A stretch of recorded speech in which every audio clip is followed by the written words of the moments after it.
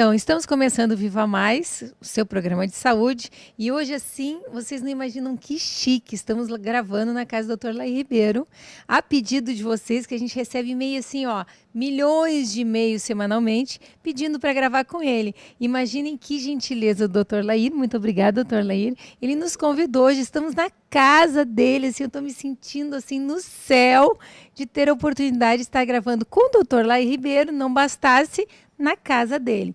Então, respondendo às suas perguntas, estamos aqui e mande suas dúvidas, as suas perguntas. Quem sabe a gente consegue ainda roubá-lo, levá-lo para Porto Alegre mais algumas vezes, né? E responder as perguntas que talvez ainda fiquem no ar, né? Então, o nosso site é www.programavivamais.com.br. Muito obrigado por você sempre estar conosco. Dr. Laí, muito obrigado pelo convite, muito obrigado pela oportunidade de nós estarmos aqui. É sempre muito bom estar com o senhor. É um prazer estar aqui. E vou passar para o Miguel, que é o seu pupilo, que lhe ama de paixão, que ele vai começar as perguntas com certeza. Tá bem. Pois é. De novo, né, professor? O pessoal costuma falar em Porto Alegre, diz assim, o Laí é teu ídolo. Sem dúvida. O Laí, a gente teve a chance de conviver durante quase 2 anos aqui, Ana, e eu não me lembro de alguma aula ou de algum momento que não tenha valido a pena. Mas vamos dar chance para que a entrevista vá para frente, porque nós queremos deixar que o Laí fale e não que a gente tome tempo. Você faz, né? propaganda dele toda semana. Se você abrir o programa, você vai ver que toda semana, pelo menos, eu cito o Laí 1 ou 2 vezes. E com procedência, tá, pessoal? Não, eu falo pouco, porque graças ao Laí é que o Vitor, meu filho, tem o destaque nacional que tem hoje. O Vitor deixou de ser filho do Miguel e o Miguel passou a ser pai do Vitor. Porque quando começou, o Vitor era o filho do Miguel. Depois de um certo tempo, o Miguel era o pai dele. Sabe que eles me param no aeroporto e perguntam exatamente isso. Em algumas viagens, até viagem internacional. Primeiro, quando é que vão gravar de novo com o Dr. Laí? Depois assim, o senhor é o pai do Dr. Vitor, né? Passei a ser pai do Dr. Vitor.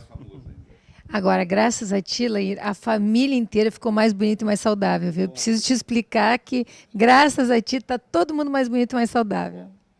20 quilos menos pesado, né? E a Ana fazendo suplementação que a gente aprendeu com o Laí. Bom, vamos falar um pouquinho sobre câncer? Perfeitamente. É um dos meus assuntos favoritos. Laí, câncer é doença ou não é doença?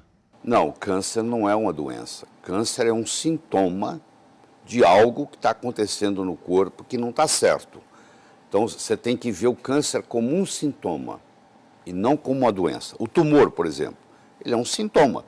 Não adianta eu tirar o tumor, isso não resolve nada. Tirar o tumor, ele vai recidivar, porque o terreno tumoral está lá, você não mexeu nele, você entendeu? Você imagina um peixe que está nadando num rio contaminado e esse peixe desenvolveu um tumor hepático. Isso acontece quando a água está muito contaminada.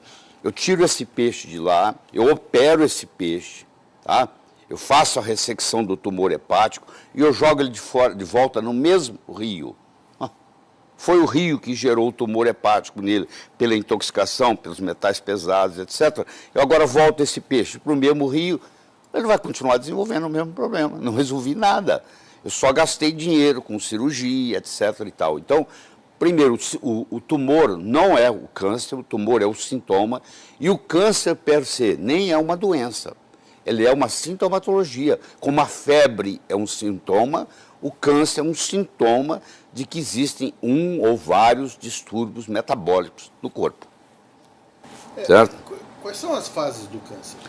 Você tem 3 fases. Você tem a fase da iniciação, que é quando o câncer se inicia. Você tem a fase da promoção do câncer e você tem a fase da progressão. Então, é iniciação, promoção, progressão. Quando você ainda não tem câncer e nem quer ter, você vai fazer uma prevenção. Essa prevenção ocorre antes da iniciação. Coisa que funciona, por exemplo, antes da iniciação do câncer, depois que o câncer já se iniciou, às vezes não funciona mais. Eu tenho que ver que fase que está para ver o que eu vou aplicar. Então, se você tem uma vida saudável, um estilo de vida saudável, se você dorme bem, se você se alimenta bem, provavelmente você não vai ter câncer.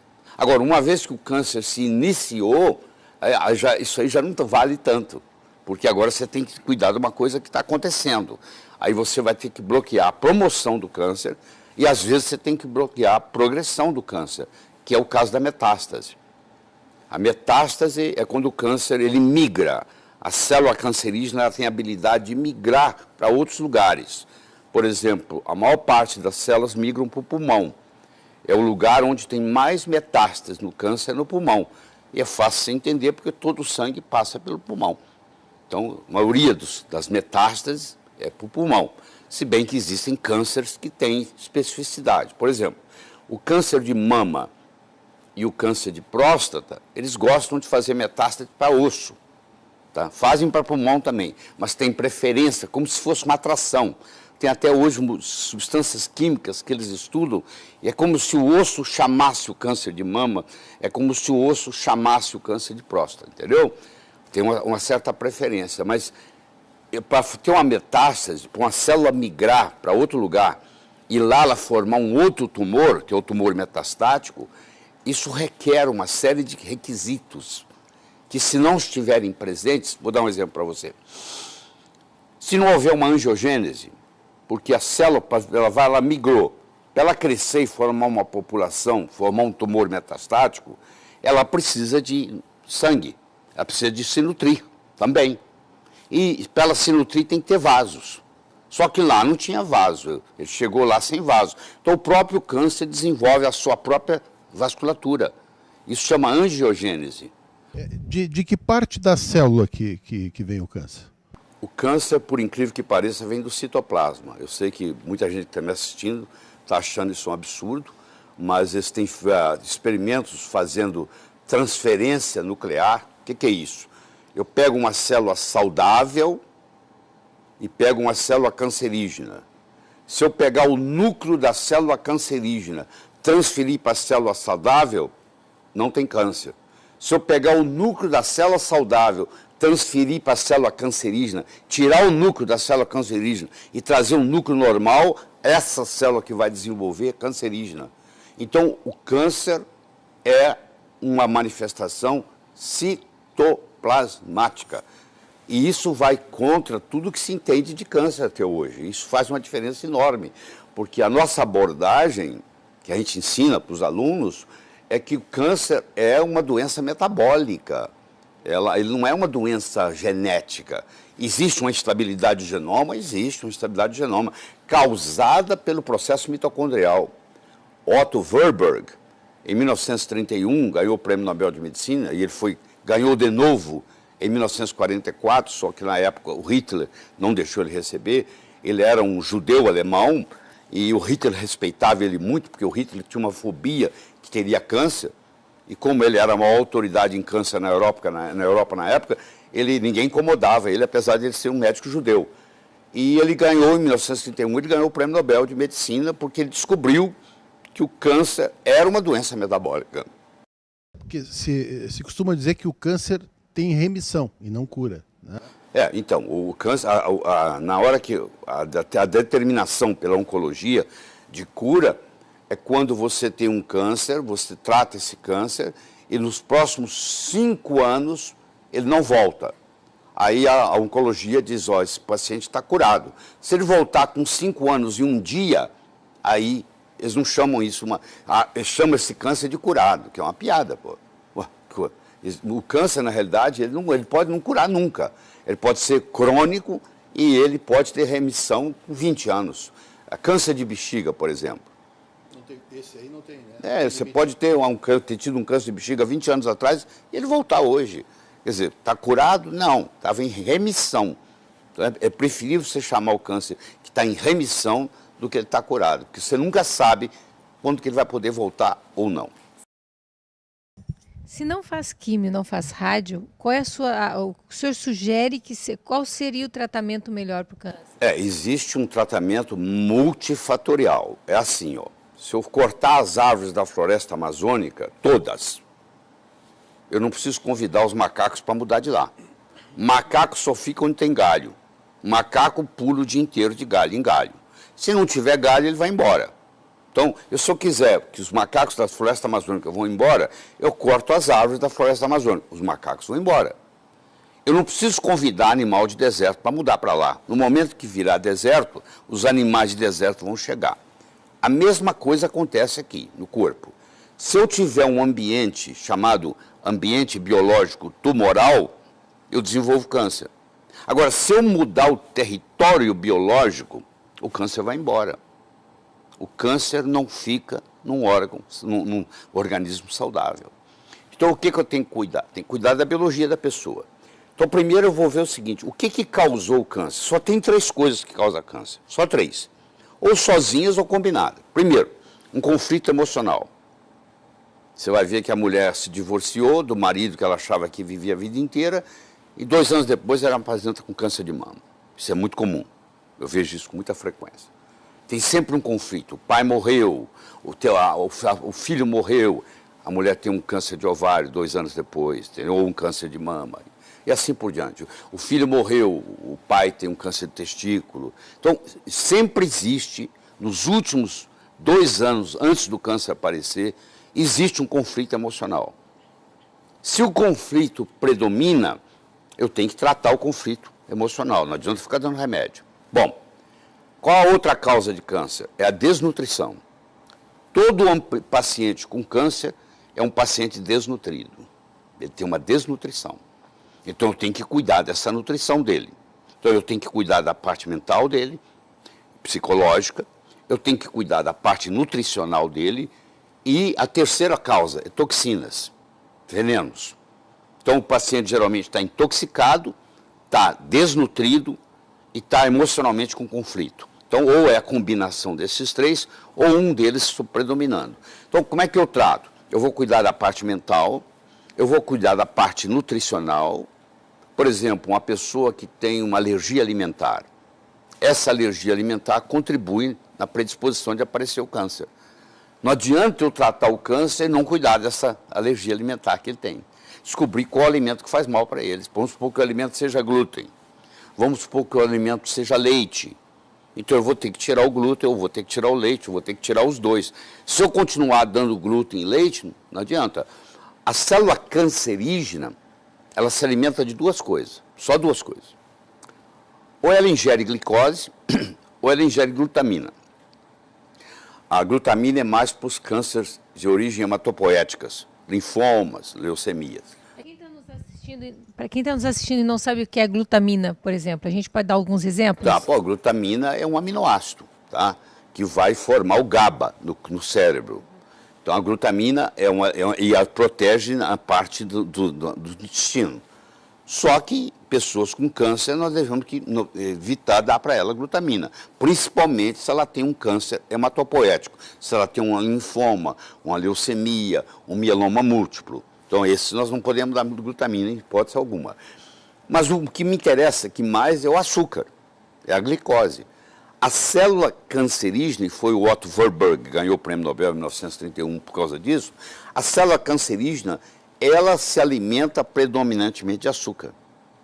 E ela prejudica, você já deve ter visto paciente caquético, morrendo, moribundo, em carne e osso, em pele e osso, e o tumor está crescendo.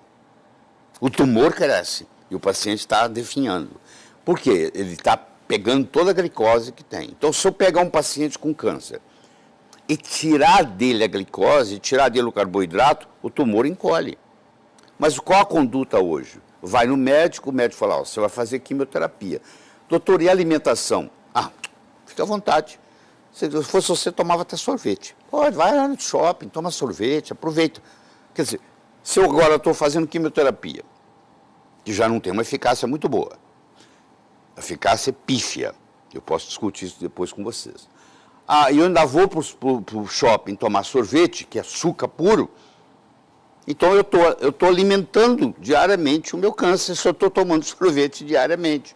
Agora, se eu arrumo uma dieta chamada cetogênica, onde o carboidrato é quase zero, o meu câncer regride. Então, o Dr. Thomas Seyfried, que é hoje uma das grandes autoridades do mundo em dieta cetogênica, ele pega pacientes com câncer, ele põe os pacientes em dieta cetogênica e os tumores vão encolhendo. Mas, infelizmente, isso ainda não chegou ao Brasil. Porque mesmo um colega médico que está nos assistindo, quando eu falo dieta cetogênica, ele fala, o que é isso? Eu, por curiosidade, eu olhei no Amazon.com, acho que semana passada, para ver quantos livros tinha de dieta cetogênica no Amazon.com. Podemos fazer um breve intervalo e começar no próximo bloco o que é dieta cetogênica? Pelo menos para ajudar quem trata câncer ou quem está sofrendo disso. Nós já voltamos, tá?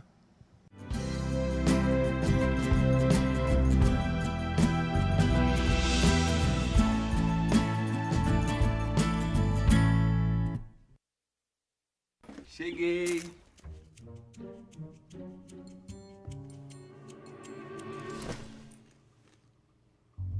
Pai, você não vai ficar bravo comigo, né? Vou, Paciência. mas só se você não tiver guardado nenhuma batatinha pra mim. Guardei. Tá aqui. Seus filhos serão crianças por pouco tempo. Aproveite. Da Igreja de Jesus Cristo, dos Santos dos Últimos Dias.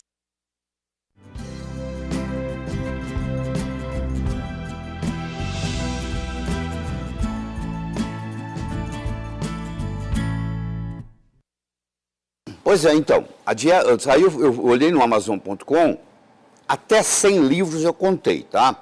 Mas tem muito mais, porque eu fui até a página 8 e tinha até a página 100. Devia ter mais ou menos, sei lá, uns 1000 livros sobre dieta cetogênica. E o brasileiro não tem noção nem o que é dieta cetogênica. Dieta cetogênica é quando eu baixo o carboidrato profundamente e eu aumento a quantidade de gordura. Gordura boa, porque você tem gordura ruim e gordura boa. Não é, as duas não são iguais. Por exemplo, a gordura trans, ela é altamente prejudicial, inclusive causa câncer. Quando você compra esses óleos vegetais no supermercado, para o óleo não estragar, ele tem uma hidrogenação parcial. Então ele é gordura trans. Você traz o veneno toda semana ou todo mês para casa de uma gordura trans que você coloca na sua cozinha. Isso é um absurdo, mas todo mundo faz isso. E aqui em casa, por exemplo, só entra óleo de coco. Nós só cozinhamos com óleo de coco. Porque o óleo de coco não tem jeito de ser trans. Entendeu? O pessoal também conhece muito pouco de óleo de coco. Deve ter uns 40 livros no Amazon.com sobre óleo de coco. Eu recomendo, sei lá, estudar. Porque a maioria do que eu escuto na televisão é bobagem. A pessoa fala óleo de coco engorda. Então você não entende absolutamente nada de nutrição. Porque o capróico, o caprílico, o cáprico, o láurico são ácidos graxos de cadeia média.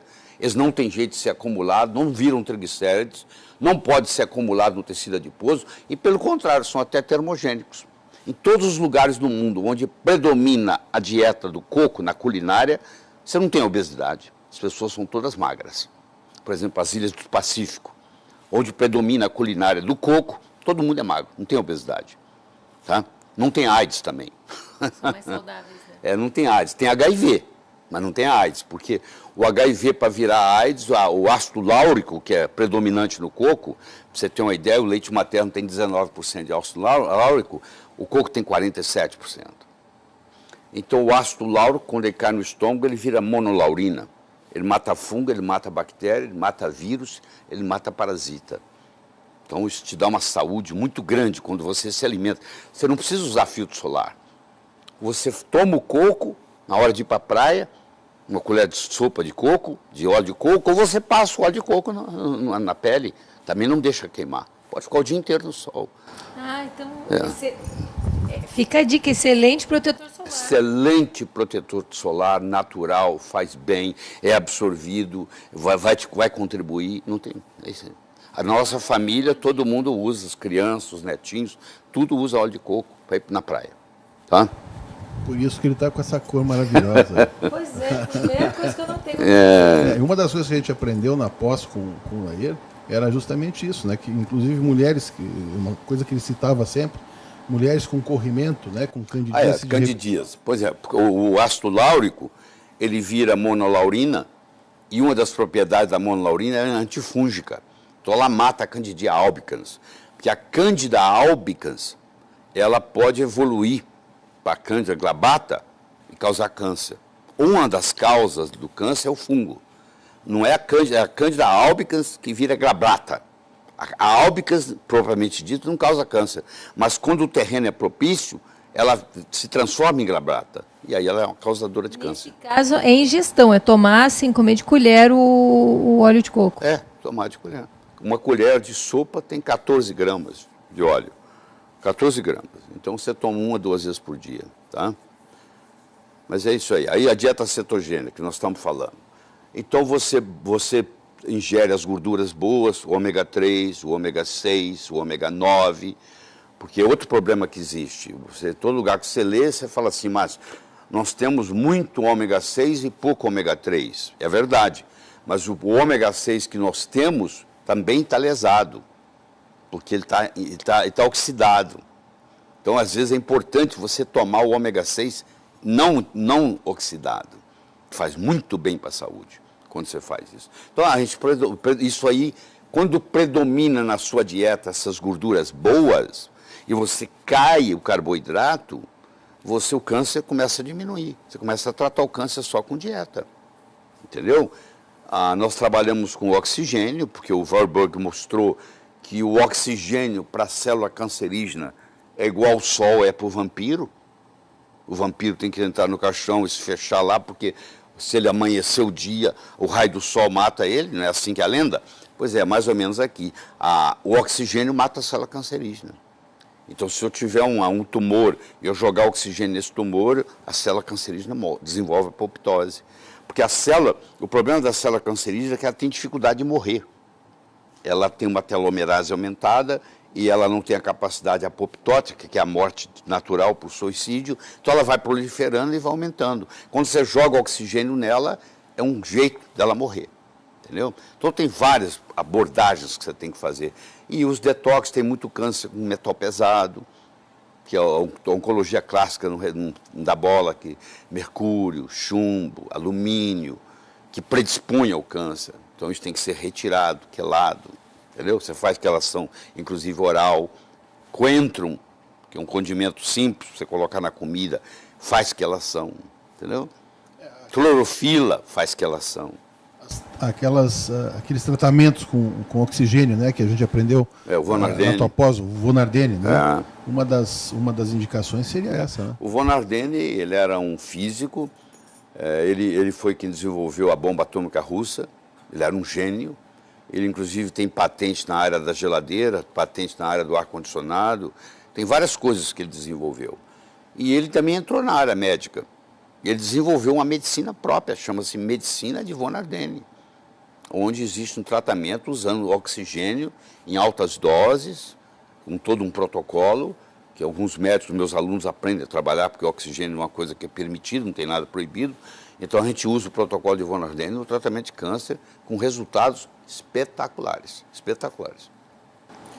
Lá tem diferença entre regiões, por exemplo, a incidência de câncer aqui nos Estados Unidos é diferente? O ambiente predispõe muito. Então, uma região onde é muito rica em mercúrio, por exemplo, na região onde tem garimpo, então a incidência de câncer pode ser maior. Uma região onde predomina muito o alumínio no ar, pode ser maior. Quer dizer, as toxinas, em geral, prejudicam. Nós temos centenas de milhares de células cancerígenas por dia. Nós estamos tendo câncer o tempo todo. Só que nós temos um sistema imune que vai lá e combate, destrói essas células, não deixa elas crescerem. Porque o mecanismo do câncer é assim, ó. Você imagina um carro, ele tem um acelerador, ele tem um freio. Você acelera quando você quer correr, você freia quando você quer parar. Então eu tenho genes que aceleram, são chamados oncogenes. Eles aceleram a multiplicação das células. Então, se esse oncogene foi ativado, eu começo a reproduzir minhas células, começo a formar tumor. Por outro lado, eu tenho os genes chamados supressores, que é o freio, que não deixa isso acontecer. Então, fica uma briga entre o gene oncogênico, que vai aumentar, e o gene supressor, que vai diminuir.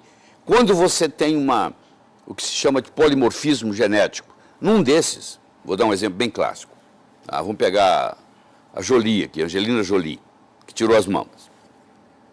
Ela tem o BRCA1/2 positivo. A família dela tem um polimorfismo genético, deve ter gente nos assistindo que tem também, que nesse polimorfismo genético, o que aconteceu? Ela tem o BRCA1/2, que é um gene supressor, que não deixa o câncer de mama ir para frente. No caso dela, deixaria ir para frente porque ela tem o polimorfismo. Então ela foi no médico e resolveu fazer a operação, porque eu não recomendo. Isso não há necessidade disso hoje, do que a gente conhece da fisiopatologia. É mudar a dieta, exatamente. Mudando a dieta, resolveria o problema. Mas ela não quis, ela tirou, né? E aí depois tirou o ovário, daqui a pouquinho tira o útero, vai desmontando, vai tirando, né? Então, por exemplo, isso aí, o BRCA12 é um gene supressor, entendeu? O tratamento da medicina tradicional, né? Em vez de te dar saúde, que é o que eu sempre falo para os pacientes. Eu não me lembro de cadeira nenhuma na faculdade, sem querer ser pessimista ou desmerecer os professores que eu tive na faculdade, mas eu não me lembro de cadeira nenhuma que dizia assim, como é que eu faço para dar saúde? Nós médicos não somos treinados em saúde. Aliás, o Brasil não tem nenhum Ministério da Saúde. O Brasil tem Ministério da Doença. Porque 85% da verba do SUS é gasta nos últimos 2 anos de vida do brasileiro. Isso é dado do IBGE. É gasta nos últimos 2 anos de vida do brasileiro. Ou seja, quando vai lá, já não tem mais jeito. Quer dizer, o gasto maior que existe é aquelas pessoas que já estão morrendo. Aqueles gastos de CTI, etc. e tal. Então, nós não temos Ministério da Saúde. Não temos esse trabalho de prevenção, que é um problema muito sério no Brasil. Porque, por exemplo, se eu perguntar para você assim, você que está nos assistindo, você acha que mamografia e prevenção de câncer de mama, você fala assim, não, de jeito nenhum. Você não se previne câncer de mama com mamografia. Mamografia é detecção de câncer de mama, tem nada a ver com prevenção. A mulher vai lá, ela fuma, ela bebe, ela come mal, ela dorme mal, ela é estressada, ela faz a mamografia, que é uma radiação forte, e ela não tem nada. Aí ela fala, posso continuar assim, tem nada. Até que um dia tem. Então, às vezes a mamografia é um incentivo para a pessoa até obter o câncer. Tanto é que, eu não sou leviano para falar isso sem ter conhecimento de causa, se você pegar os países de primeiro mundo, se você pegar os Estados Unidos, se você pegar o Canadá, por exemplo, o que acontece? Hoje, no Canadá, nos Estados Unidos, na Inglaterra, na Suécia, você faz mamografia somente depois dos 50 anos. E tem que esperar pelo menos 3 anos entre um e outro. Eu conheço uma mocinha aqui no Brasil com 25 anos de idade, faz mamografia todo ano. Quer dizer, acaba tendo câncer de mama por causa da radiação da mamografia. E não sou eu falando isso, não. Eu estou aqui falando, se você achar que não, você pode me desafiar, que eu vou te mostrar na literatura, tudo certinho, as consequências, os últimos trabalhos publicados no frigir dos ovos. Na realidade, a mamografia acaba prejudicando do que ajudando. Essa é a grande realidade. Cada mamografia são 100 chapas de raio-x, mais ou menos, é isso? Era. Agora eles diminuíram um pouco, mas agora, eu tenho um trabalho recente, 2012, provando que essa mamografia agora, com a radiação mais baixa, prejudica 4 vezes mais do que a outra. Ou seja, não resolveu nada. E a lesão que faz nos tecidos, né? Você imagina se a pessoa a mulher tem um câncer lá que ela não sabe. Na hora que dá aquela espremida, aquilo ali libera para causar metástase. Olha, só quem já teve, eu já tive uma prótese rompida com uma... Então, com a mamografia. Com a mamografia. Então, assim, só quem é mulher e já passou sabe bem o que o doutor Laí está falando. Eu sei. Bem não pode fazer. Mas muitas são ingênuas e falam, não, eu quero um mamógrafo, que não fazem passeatas para querer um mamógrafo no bairro. Eu falo, o bairro que não tem mamógrafo é uma bênção de Deus. É uma bênção de Deus. Essa é a grande... Eu sei que é duro falar isso, e eu falo com tranquilidade, porque eu estudo 12 horas por dia de medicina, e eu tenho trabalho à vontade para mostrar para quem quer, que queira me desafiar, entendeu? Vírus, tu acabou de falar, né? Que fungo é uma das causas de iniciação do câncer. Qual é o papel do vírus? O vírus também tem doenças, tem tipos de câncer, principalmente linfoma, leucemia, que tem uma carga virótica muito alta. É um coadjuvante. E muitas vezes você não cura o câncer porque você não cuidou de atacar o vírus. Você tem que tratar o vírus, às vezes. Porque se você não trata o vírus, tem recidiva. Entendeu? Muitas das recidivas que ocorrem no câncer é porque você não cuidou da parte virótica. Nem todo câncer tem vírus, tá? Mas muitos têm vírus. E aqueles que têm vírus, você não consegue tratar só com os tratamentos, vai recidivar por causa do vírus. Então, como você não sabe, o ideal é fazer a abordagem do tratamento virótico.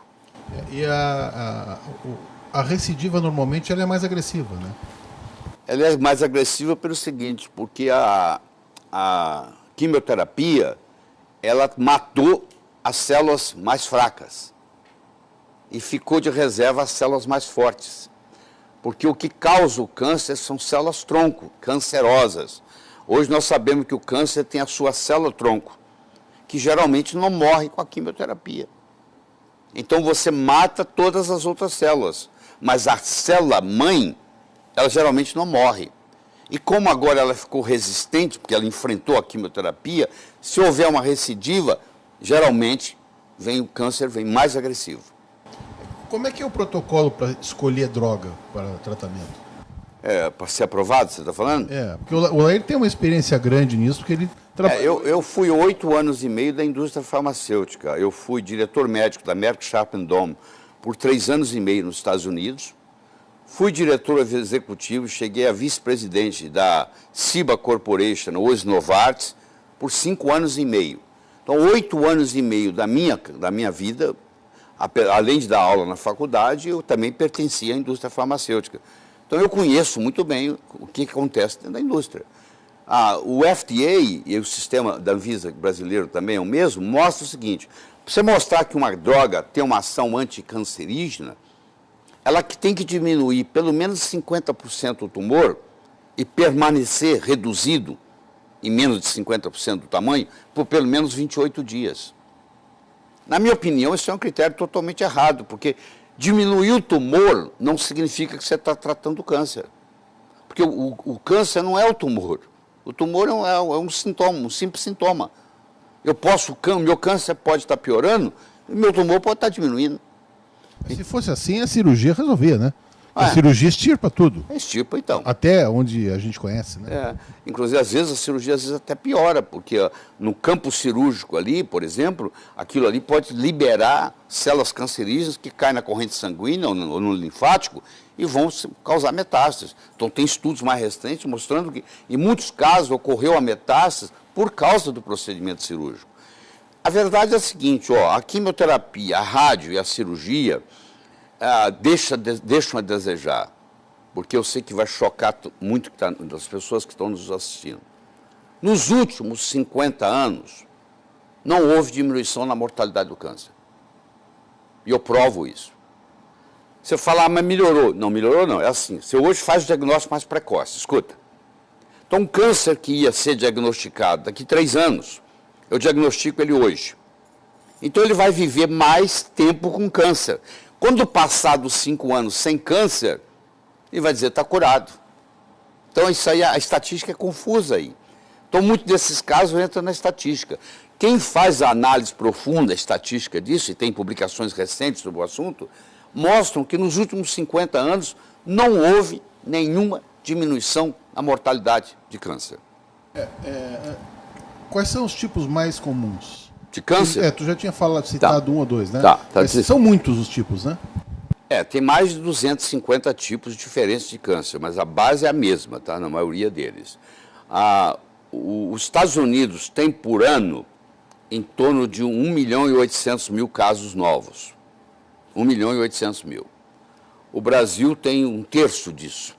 Ele tem mais ou menos 600.000 casos, 680.000 casos novos por ano. Isso é diagnóstico mais precoce? Isso é tudo misturado, tudo misturado. Não, porque nós também temos uma população menor que a americana. Primeiro. Segundo, os americanos estão mais intoxicados do que nós, porque a dieta americana é muito pior que a dieta brasileira. Então, a incidência de câncer lá é maior, sim, per capita, além deles terem mais gente. Então, também mostra essa diferença. No Brasil, os cânceres o mais comum deles é pele, depois é próstata, depois é mama, depois é intestino, depois é pulmão. Essa é a ordem. Tá? Se bem que a maioria dos cânceres de pele são, entre aspas, benignos, porque o único câncer de pele que você pode se preocupar mesmo é o melanoma, que só 10% dos cânceres de pele são melanoma, 90% Não são. O dos melanomas, apesar de eles serem 10% dos cânceres de pele, eles representam 85% da mortalidade de câncer de pele. Então, eles são os verdadeiros assassinos, eles é que matam. E, por incrível que pareça, eles não estão relacionados com o sol. Porque eles têm estudos, por exemplo, na Inglaterra, nos Correios. Quem é que tem mais melanoma? O cara que trabalha na burocracia do Correio, distribuindo carta ali para onde que vai, ou o carteiro que entrega na rua e está no sol o dia inteiro? O cara que distribui tem mais melanoma. Vamos para os navios. Quem tem mais melanoma? O cara que trabalha na superfície do navio ou o cozinheiro que está lá no porão? O cozinheiro que está lá no porão. E você vai olhar o melanoma, ele é assim, ele aparece atrás do joelho, ele aparece dentro da boca, entendeu? Ele aparece na axila.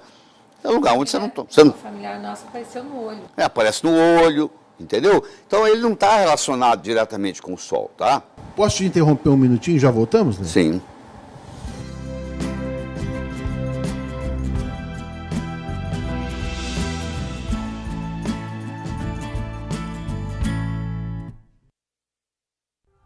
Você sonha com agilidade ao dirigir, com incrível design aerodinâmico, segurança e precisão nas curvas e a potência que você sempre quis.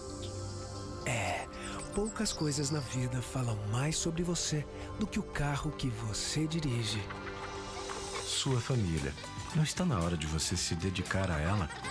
Da Igreja de Jesus Cristo dos Santos dos Últimos Dias.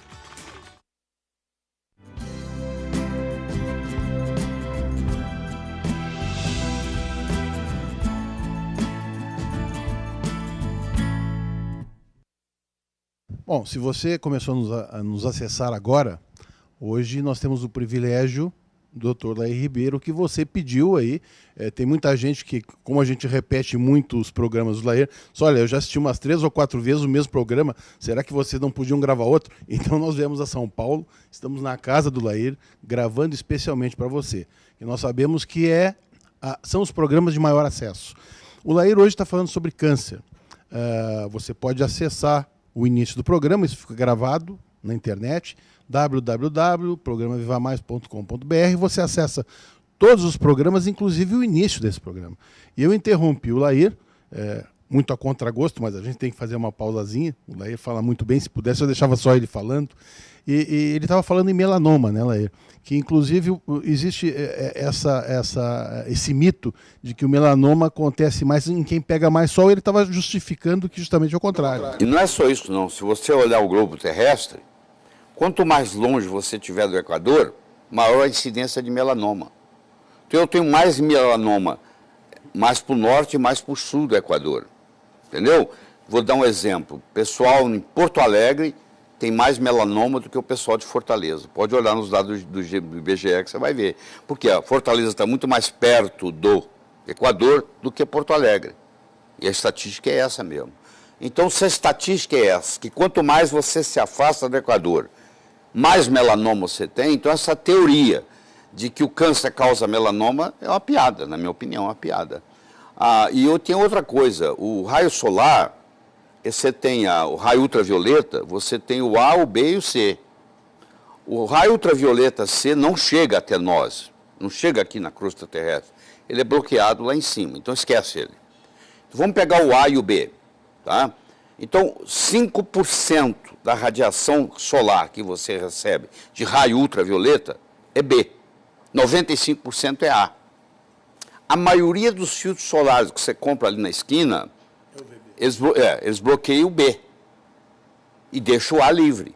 O A é que causa esses cânceres locais, localizados. Então, olha que paradoxo, você está bloqueando uma coisa que não é a que causa. Hoje há uma mudança, estão fazendo os chamados filtros solares largo espectro, para pegar o A e o B, mas eu venho falando disso tem 20 anos. E quando eu falava, todo mundo achava um absurdo o que eu estava falando, porque a literatura estava saindo mostrando que, inclusive, um filtro solar podia aumentar o câncer de pele, porque a pessoa passava, se achava protegido e ficava 10, 12 horas no sol. E, na realidade, acabava protegendo só o UVB, que é o que fabrica a vitamina D. E a vitamina D, ela tem muito a ver com câncer, porque ela protege você contra o câncer. uma pessoa que tem câncer, seja ele qual for, dos 250 tipos, e tem uma vitamina D baixa, ela tem uma predisposição muito maior de morrer desse câncer. Então, eu acho que um dia vai ser até malpraxis. O médico um dia vai poder ser condenado se ele está tratando um paciente com câncer e ele não está cuidando da vitamina D desse paciente. O 25-hidrox-D, que é o modo de você medir a vitamina D no sangue, na realidade nem a vitamina é uma provitamina, que a vitamina propriamente dita é difícil de medir, ele deve estar acima de 50 nanogramas por ml, para você estar protegido. Então, se você me perguntar assim, você conhece alguma vacina contra câncer? Conheço. Se você mantiver os seus níveis de 25-hidrox-D no sangue acima de 50 nanogramas por ml, entre 50 e 90, você está protegido contra muitos cânceres. Por exemplo, você está protegido contra o câncer de mama, você está protegido contra o câncer de próstata. É impressionante a literatura. Tem a redução de câncer de mama, quando você eleva os seus níveis de vitamina D acima de 50 nanogramas, chega a ser mais de 50%. Como é que a gente baixa essa insulina, Leia? De novo, é com a dieta, porque a diabetes não é uma doença que vai ter um remédio que vai resolver. Não existe nenhum remédio que vai resolver o problema da diabetes. Diabetes é uma doença nutricional. Doença nutricional não se resolve com remédio. Pode remediar, mas não resolve. Vai ter a ver com a nutrição. Então, eu sei que é um grande... vai contra o que você pensa, mas é a verdade, porque os pesquisadores mais modernos estão nessa linha. Existe um cara nos Estados Unidos chamado Bernstein, o Dr. Bernstein, ou Bernstein, que a gente chama Bernstein. Esse indivíduo tem hoje 84, 85 anos. Ele é diabético tipo 1 desde os 12 anos. Ele é há mais de 70 anos que ele é diabético. Ele é o recorde mundial do Guinness, do cara que viveu mais tempo até hoje com diabetes tipo 1. Antes dele era um japonês que morreu, ele hoje é o primeiro lugar. Esse indivíduo era um engenheiro até 1985, quando ele se formou em medicina. Ele é um endocrinologista. Ele tem um livro chamado Diabetes Solution, a solução para o diabético. Vem gente do mundo inteiro consultar com ele, porque ele, além de ser endocrinologista, além de ele ser o recordista, ele sabe muito bem, porque ele tratou durante 70 anos a própria diabetes.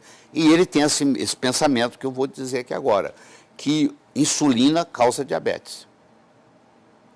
Você pega um paciente que é diabético tipo 2 e que vai piorando, já tomou todos esses remédios modernos que valem muito pouco, e aí ele cai na insulina. Você, se está uso de insulina, você sabe o que eu estou falando. Cada vez que você volta no seu médico, ele tem que aumentar a dose da insulina. E você já viu que você ganhou de peso? Desde que você começou a insulina?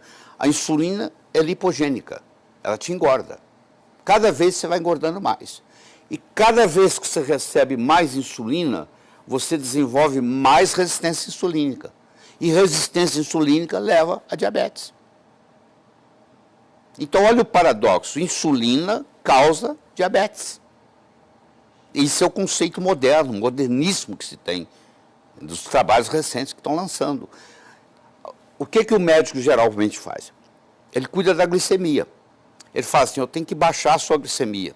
Tem 5 estudos multicentros na literatura, o ACCORD sendo um deles, dos principais, onde aqueles pacientes que regularizaram a glicemia morreram mais cedo, tiveram mais infarto, tiveram mais acidente vascular cerebral e tiveram mais mortes súbitas. Olha, se nós aprendemos na faculdade que a gente tem que baixar a glicemia do paciente para ajustar.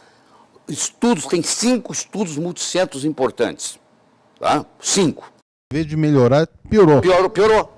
Se você trata com sulfonilureia, que são esses hipoglicemiantes orais, você, na realidade, o seu paciente vai viver menos, porque você está tratando com esses remédios. Porque o médico fala assim, ó, nós vamos te dar um remédio para você baixar a glicemia. Você pode comer o que você quiser. Não é verdade. O médico tem que falar assim, ó, você tem que ficar longe do carboidrato.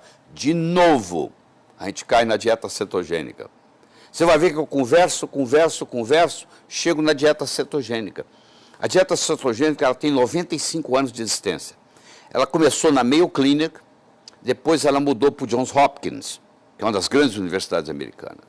E o Johns Hopkins é o centro disso no mundo. E ficou muito famoso porque a dieta cetogênica trata epilepsia. Você tem um filho que tem 30 convulsões por dia. Tinha uma pergunta, quando nós estávamos a caminho aqui de São Paulo, tem uma paciente com um filho epilético, que ela fez, olha, pergunta para o Dr. Laírio como é que eu trato epilepsia. A Ana abriu para mim. Então vamos lá. Eu vou contar um caso muito interessante. O Jim Abrams é um produtor de Hollywood. Ele tem um filho que chama Charlie. E tem a Charlie Foundation, que você vai olhar lá você vai entrar no Google, digitar Charlie Foundation, você vai cair no que eu estou falando.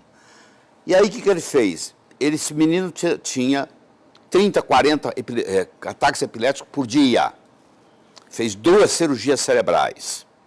Nada resolveu. Aí falaram com ele da dieta cetogênica.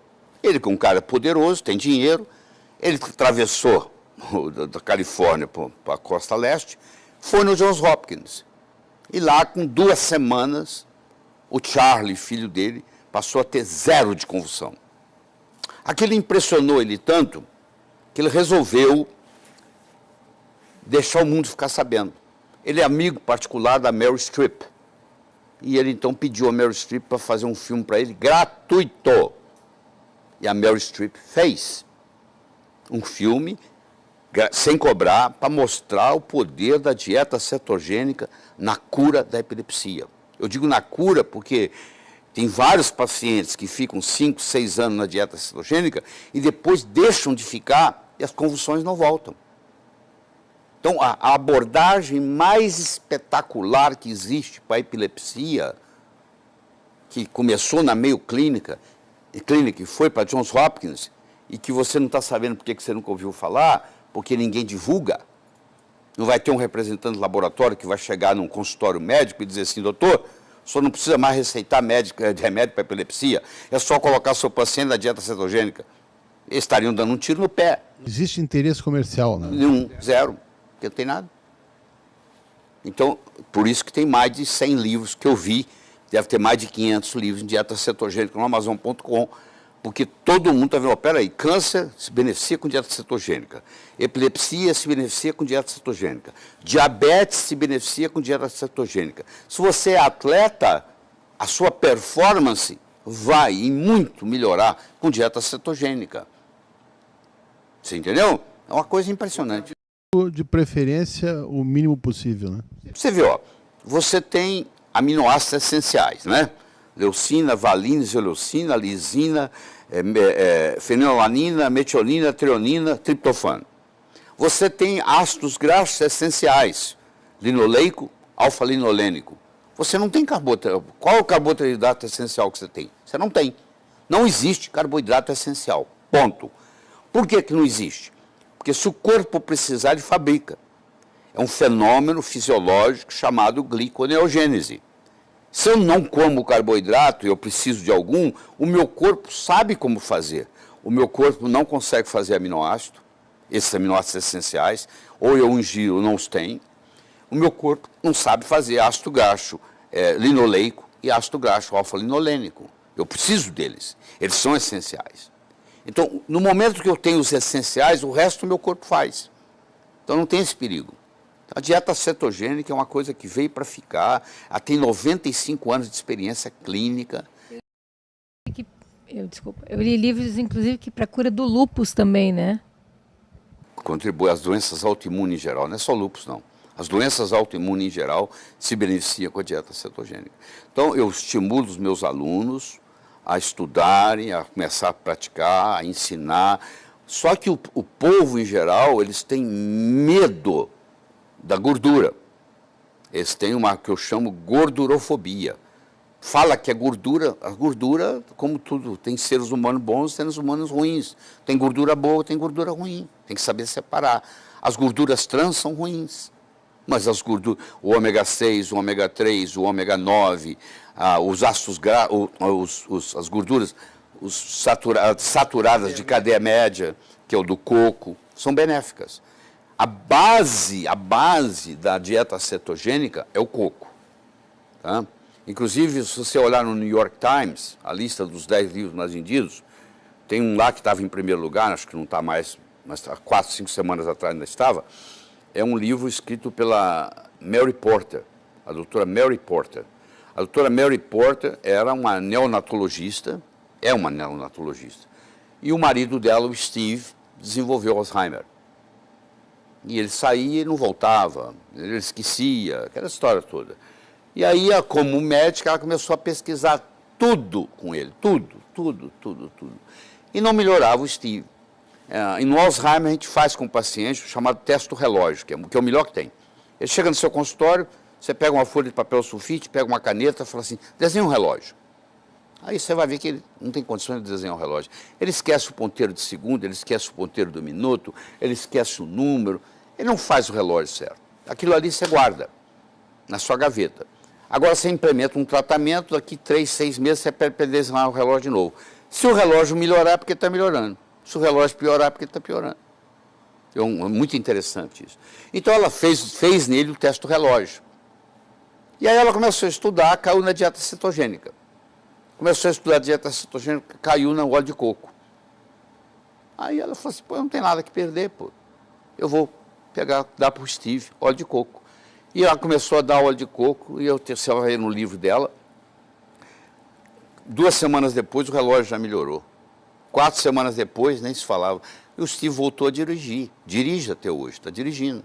Eu fui para a Alemanha no final do ano passado, e ela deu um curso para nós lá. Ela saiu dos Estados Unidos, foi lá, eu fui lá assistir o curso dela. E ela mostrou a história dele, voltou a dirigir, voltou a fazer conta, ele é contador, entendeu?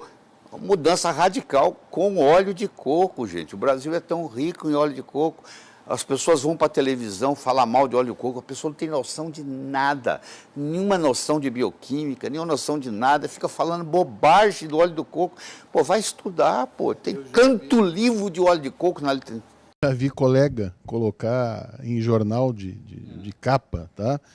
Óleo de coco, azeite de dendê e outras coisas, colocar tudo na mesma turma, né? Tem a literatura aí, é muito simples, você entra no Google acadêmico, www.score.google.com e digita lá Coconut Oil and Disease. Você vai ver lá a quantidade de trabalho que tem nas doenças as mais variadas. E o Brasil é tão rico nisso, ninguém aproveita. Aqui em casa, ó, nós só cozinhamos com óleo de coco. Aqui em casa, se você for na mesa daqui a pouco, você vai ver que você vai tomar água de coco fresquinha, que foi quebrado do coco hoje. De 15 em 15 dias me entregam 30 cocos aqui, a gente quebra aqui na cozinha.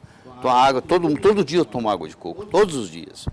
Você entendeu? Você toma, eu me lembro que você tinha sugerido tomar uma colher de óleo de coco de manhã e uma de noite. Você continua fazendo isso? Tratamento, né? Prevenção não precisa ser isso, não. Tá? Eu tomo água de coco, eu cozinho com a banha de coco, com a chamada, você pode chamar óleo de coco ou gordura de coco. Qual a diferença? Depende de onde você mora e qual o clima que está no momento. O coco, o ponto de fusão do coco é 23 graus. Se o dia hoje estiver mais quente, ele é óleo. Se o dia estiver mais frio, ele é gordura. Por isso que no sul você chama de gordura de coco e no norte, nordeste, você chama de óleo de coco. Porque lá ele está sempre líquido. E no sul, na maioria das vezes, ele está gordura. Eu sei que você está fazendo um curso específico de câncer. Eu recebi, inclusive, da Solange e tal. Tá? Quanto tempo é esse curso? Eu acho que isso até é serviço de utilidade pública para quem Esse curso são 3 dias, é uma sexta, sábado, domingo, vai das 9 às 18, com 1h15 para almoço. É um curso intensíssimo, pesado, para médicos e nutricionistas, porque hoje a nutricionista tem um papel muito grande no tratamento do câncer, já que a principal arma que nós temos para tratar o câncer é a arma nutricional. Se você está fazendo tratamento de câncer, você pode estar no MD Anderson, que é o maior centro oncológico do mundo em Houston. Você pode estar no Sloan Kettering, que é o segundo maior do mundo em Nova York. E se você não estiver fazendo uma dieta apropriada, não resolve nada. Provavelmente, porque aí você vai fazer análise dos tratamentos de câncer, por exemplo, na quimioterapia. No frigir dos ovos. depois de 5 anos, eu tenho um trabalho aí para alguém me desafiar e eu mostrar. O benefício é 2,3%. Isso nós estamos falando de 260 mil pacientes com câncer. Metade deles na Austrália, metade nos Estados Unidos. Acompanhamento de 5 anos, pelo menos. No frigir dos ovos, no final de 5 anos. Quando você soma tudo, a melhora é de 2,3%. Isso nós estamos falando só em melhora, né? Você não está falando em complicação.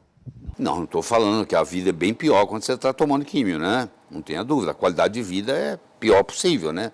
A pessoa vomita, cai o cabelo, você sabe de tudo isso, não precisa... Mas nós vamos fazer mais 2 programas com o Dr. Lair, se possível. Se eu digo se possível, porque nós acabamos chegando atrasado em função do movimento aqui em São Paulo. Eu sou paulista, nasci em São Paulo, mas já tinha me esquecido como é que era viver aqui. Nós queremos agradecer muito o Dr. Lair. Então, se você tem dúvida, eu acho que você pode acessar novamente o programa, você vai pegar o programa inteiro. E acho que para quem trabalha com saúde, eu sou suspeito porque eu fiquei 2 anos com o Lair. Mesmo aqui na entrevista, eu já posso numerar umas 3 ou 4 coisas novas que eu aprendi e que eu vou atrás para estudar.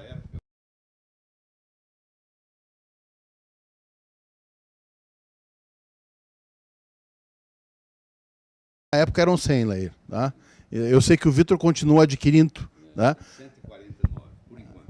Eu devo chegar a 200. Mas vamos terminando esse programa, mas não fique preocupado não, que nós temos mais 2 programas, acho que mais 2 programas para tratar com o Dr. Lair, se a gente conseguir, pelo menos 1,5, tá? Então acesse o nosso site e voltamos com você na próxima semana. Até mais.